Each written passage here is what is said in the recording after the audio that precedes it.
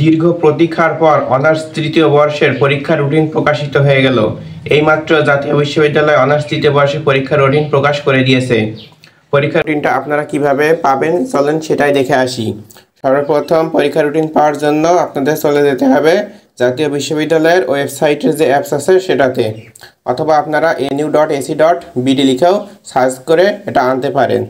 আমরা অ্যাপের মাধ্যমে দেখাচ্ছি। তারপরে চলে যাবেন নোটিশ বোর্ডে, অ্যাপে আসার পর নোটিশ বোর্ড, তারপরে রিসেন্ট নোটিশে আসার পর একটু নিচের দিকে আসলে এই যে এখানে 2 নাম্বার নোটিশ 13ই মার্চ 2025, একটু আগেই কিন্তু এই নোটিশটা প্রকাশিত হয়ে গেছে।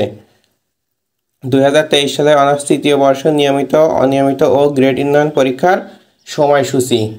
তারপরে এই 2 নাম্বার নোটিশের পাশে দেখেন ডাউনলোড অপশান আছে, এখানে পিডিএফ লেখা আছে। এখান থেকে আপনারা এই পিডিএফে টাচ করে এই নোটিশটা ডাউনলোড করে নেবেন।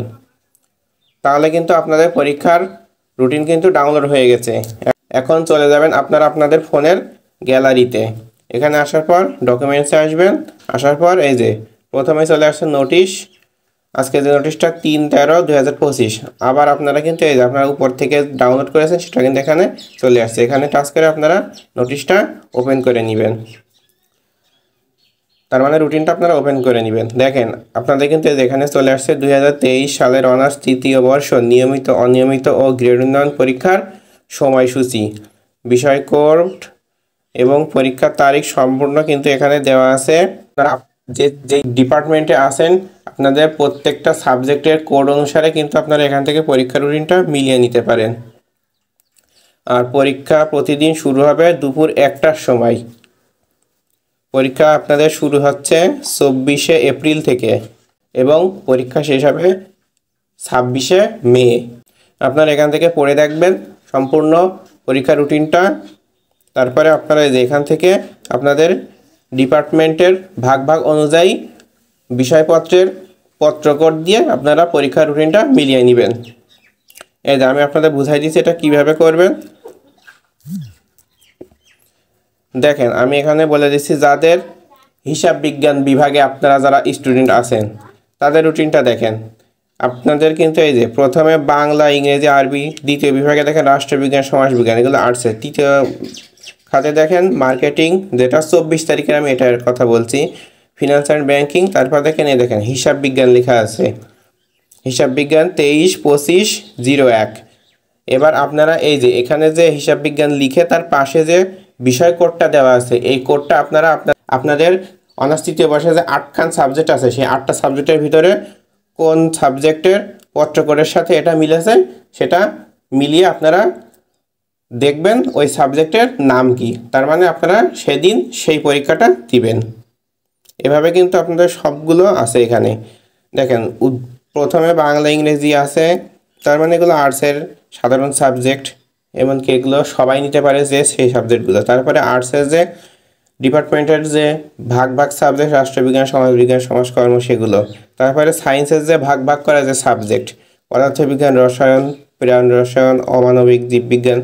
আপনারা এভাবে কিন্তু প্রত্যেকটা সাবজেক্ট এখানে দেওয়া আছে এবং প্রত্যেকটা যে তারিখ আছে প্রতিটা তারিখে দেখবেন আপনারা আপনাদের একটা করে বিষয় কোড খুঁজে দেখবেন প্রতিটা তারিখের ঘরে। কারণ আপনাদের কিন্তু এখানে যে তারিখ আছে সব ডিপার্টমেন্টে কিন্তু প্রতিদিনই পরীক্ষা হবে, শুধুমাত্র 22, 25 আর 26 এই 3টা তারিখ বাদে। কারণ এই শেষের 3টা বোঝাই যাচ্ছে সঙ্গীতদের শুধু পরীক্ষা, তাছাড়া কিন্তু পরীক্ষা নেই।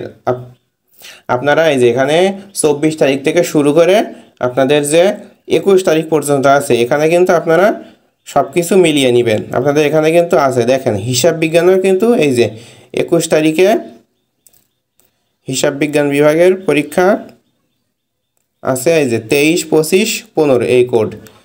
অর্থাৎ আপনাদের শেষেও কিন্তু আছে, প্রথমেও কিন্তু আছে। আমি বলে দিচ্ছি কয় তারিখ থেকে কয় তারিখ পর্যন্ত, 24 থেকে 21 তারিখ পর্যন্ত আপনাদের পরীক্ষা হবে। এবং আপনারা প্রতিটা তারিখের ঘরে আপনারা যেই ডিপার্টমেন্টে আছেন আপনাদের সাবজেক্ট কোড আপনাদের সাবজেক্টের নামের সাথে মিলিয়ে নেবেন, নিয়ে আপনারা আপনাদের বিষয়টা নির্বাচন করে নেবেন। আপনাদের বিষয় কিন্তু বইয়ে দেওয়া আছে।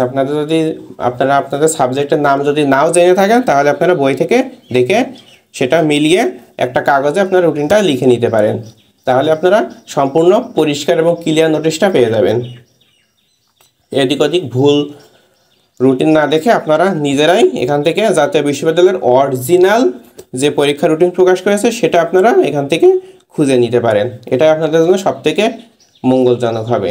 এবং পরবর্তীতে যদি নোটিশ পরিবর্তনও করে, দেখা যাচ্ছে আপনার পরীক্ষাটা অনেক সময় পরিবর্তন করে বিভিন্ন কারণবশত, তখনও কিন্তু জাতীয় বিশ্ববিদ্যালয়ের ওয়েবসাইটে এভাবে দিয়ে দেয়, তখন কিন্তু আপনারা গ্রুপে আর খুঁজে পাবেন না। এগুলো হয়তো আপনাদের ফেসবুক গ্রুপে অনেকে বাছাই করে করে তৈরি করে দিবে, কিন্তু তখন কিন্তু আপনারা পাবেন না। তখন কিন্তু আমি যেভাবে বললাম এভাবে কিন্তু আপনাদের পরিবর্তিত রুটিন বিষয়কোড অনুসারে মিলিয়ে নিতে হবে, কারণ আপনারা এখন যদি না শিখেন তখন কিন্তু আপনাদের একটু মুশকিল হয়ে যাবে। কাজেই আপনারা এভাবেই সম্পূর্ণ বিষয়টা চেষ্টা করে দেখবেন। তো আশা করি আজকের ভিডিওটা সবার উপকারে লাগবে এবং কষ্ট করে ভিডিও বানাই, এজন্য অবশ্যই একটা লাইক দিবেন আর চ্যানেলটা সাবস্ক্রাইব করবেন। ধন্যবাদ সবাইকে।